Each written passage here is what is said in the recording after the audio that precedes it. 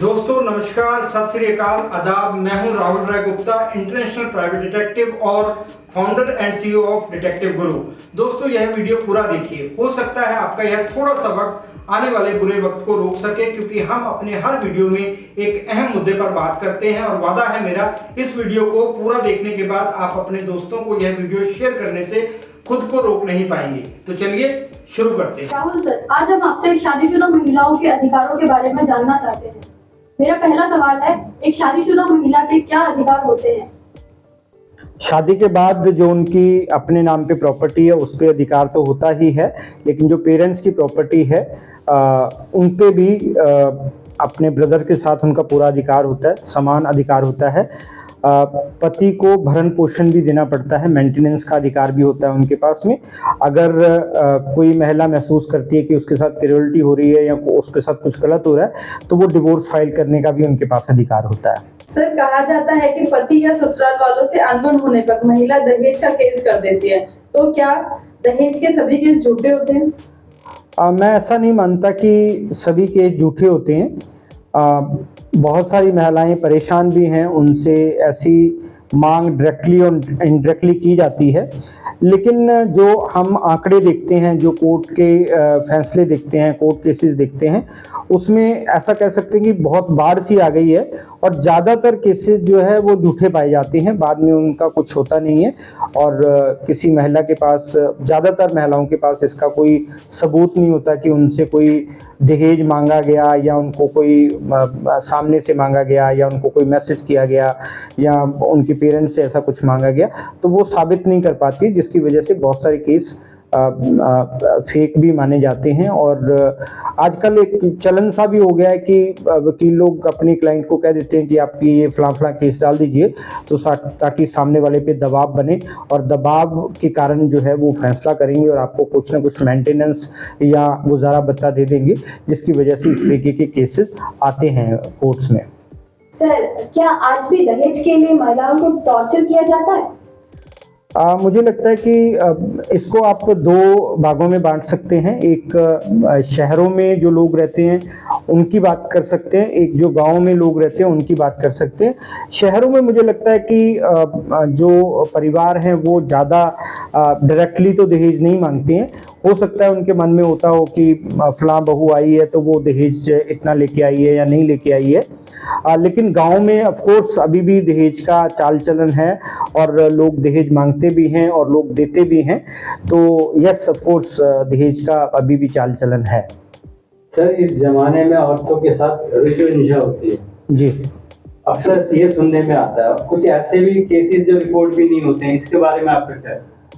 बहुत सारे केस ऐसे हैं जो रिपोर्ट नहीं होते हैं, क्योंकि अगर किसी महिला के साथ घरेलू हिंसा हुई है, डोमेस्टिक वायलेंस हुआ है, उसके पति ने उसके साथ कोई मारपीट की है, तो वो जल्दी थाने जाना या पुलिस को बुलाना पसंद नहीं करती। उनको लगता है कि अगर वो पुलिस को बुलाएंगे या ऐसा कुछ रिपोर्ट करेंगे तो उनका रिश्ता और ख़राब हो सकता है, तो वो अपना रिश्ता संभालने की कोशिश करती है और संभालने की कोशिश करने की वजह से वो पुलिस थाने नहीं जाती हैं या पुलिस को कॉल नहीं करती है। तो लेकिन जो जितने रिपोर्ट होते हैं केसेस, उसमें बहुत सारे ऐसा भी देखने में आया कि फेक भी होते हैं। ज़रूरी नहीं है कि जितने भी केस रिपोर्ट हों वो सारे सही ही हों। सर, ऐसा माना जाता है कि तलाक के मुकदमे में मेंटेनेंस पाने के लिए महिलाएं गलत हथकंडे अपनाती हैं, इसमें कितनी सच्चाई? देखिए, मेंटेनेंस पाना उनका अधिकार है, देखा जाए तो कानून के मुताबिक है, लेकिन अगर वो काम नहीं करती हैं या उनका कोई ऐसा, अगर वो हाउस मेकर रही है, हाउसवाइफ रही है, तो उनका अगर पति उनका छोड़ देता है उनको, तो उनका अधिकार है मेंटेनेंस पाना। लेकिन अगर महिला खुद छोड़ के जाती है, अपनी वजह से छोड़ के जाती है, उनको पसंद नहीं उस घर में रहना या उसका कोई एक्स्ट्रा मैरिटल अफेयर चल रहा है या वो अपने किसी एंजॉयमेंट के कारण या इंटरेस्ट के कारण अपने पति का घर छोड़ के जाती है, तो मुझे लगता है कि फिर वहाँ पे मेंटेनेंस मांगना मुझे लगता है कि ठीक नहीं है। तो वो नहीं मांगना चाहिए।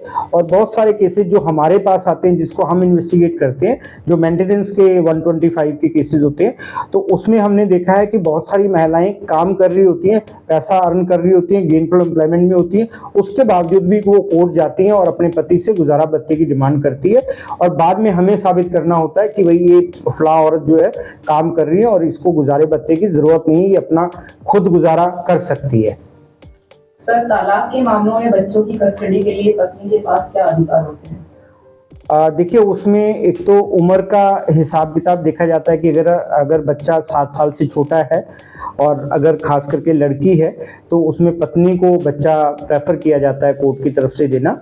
और अगर पत्नी कुछ ऐसे काम में लिप्त है कि यहाँ पे बच्चे की कल को एजुकेशन के ऊपर बात आ सकती है, या उसके फ्यूचर के ऊपर बात आ सकती है, या उसकी जान के ऊपर बात आ सकती है, सिक्योरिटी के ऊपर बात आ सकती है, तो बच्चे को फिर पति को दिया जा सकता है।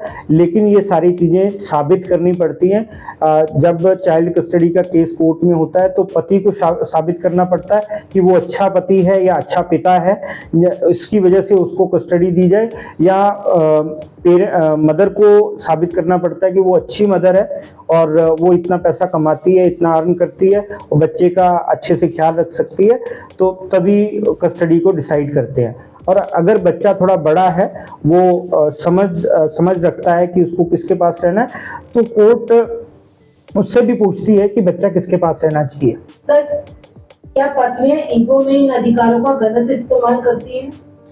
जहाँ तक हम केस इन्वेस्टिगेट कर रहे हैं और बहुत सारे केसेस ऐसे देखते हैं यहाँ पे पति पत्नी अलग होते, तो ईगो एक बड़ी वजह होती है उसमें।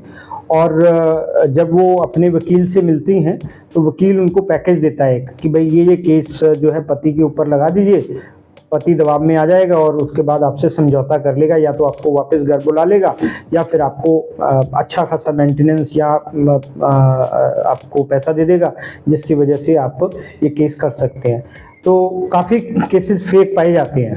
सर, इन कानूनों के दुरुपयोग को रोकने के लिए क्या किया जा सकता है? देखिए, सबसे पहले तो वुमेन सेल भी है और बहुत सारे ऐसे संस्थान हैं, NGOs हैं जो इसके ऊपर काम भी कर रहे हैं। अभी आवाज़ भी उठने लगी है कि इतने सारे फेक केसेस आ रहे हैं कोर्ट्स में और कोर्ट का बोझ बढ़ रहा है, कोर्ट्स का बोझ बढ़ रहा है, तो इसके ऊपर कोई ना कोई कानून होना चाहिए। तो अगर जैसे हम बात करें मेंटेनेंस की, जो अभी बात कर रहे थे हम, अगर एक महिला मेंटेनेंस मांगती है कोर्ट में जाकर के, उसको एक एफिडेविट देना पड़ता है कोर्ट में, जिसमें वो लिखती है कि एफिडेविट का मतलब है शपथ पत्र। शपथ पत्र का मतलब है कि कोर्ट के सामने कसम खाना कि मैं जो कहूँगी, सच के सिवा कुछ नहीं कहूँगी। आपने फिल्मों में भी देखा होगा कि ऐसा बोला जाता है, तो वो शपथ पत्र होता है बेसिकली, एफिडेविट जिसको इंग्लिश में बोलते हैं, तो वो उसको देना पड़ता है। और उसका मतलब ये होता है कि आप उसमें जो लिख रहे हैं वो सच है, सच के सिवा कुछ नहीं है। तो एफिडेविट में वो महिला लिखती है कि मैं कोई काम नहीं करती, मैं बहुत मतलब मेरे को पैसे की ज़रूरत है और मेरे पति को खर्चा देना चाहिए क्योंकि उन्होंने मेरे से शादी की है। तो इसी को बेस बना करके जो कोर्ट है डिसाइड करता है कि उनको खर्चा मिलना चाहिए। लेकिन क्या है कि कई बार वही महिला कुछ काम कर रही होती है, तो पति हमारे पास आता है, हम ये साबित करने की कोशिश करते हैं, सच्चाई पता लगाने की कोशिश करते हैं कि वो फला महिला कोई काम कर रही है या नहीं कर रही है। तो अगर वो काम कर रही है तो हम कोर्ट में साबित करते हैं कि हाँ वो महिला काम कर रही है, उसकी जितनी सैलरी है और इस पोस्ट पे वो काम कर रही है। तो इसका मतलब वो शपथ पत्र में झूठ लिखती होती है। तो जब झूठ लिखती है तो शपथ पत्र गलत हो गया, और शपथ पत्र अगर गलत देते हैं तो उसमें 421 का केस बनता है। कोर्ट कई बार खुद भी संज्ञान ले सकता है इस पे कि आपने शपथ पत्र गलत दिया, तो इसके ऊपर आपको सजा हो सकती है, तो उसके ऊपर एक नया केस दायर किया जा सकता है।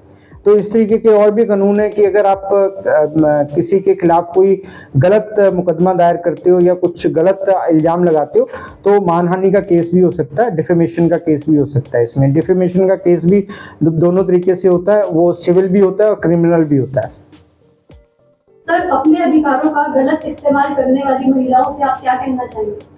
मैं इतना ही कहना चाहता हूँ कि जब आप किसी के ऊपर गलत इल्ज़ाम लगाते हो तो उन महिलाओं को उनका हक नहीं मिलता जो सही में विक्टिम है।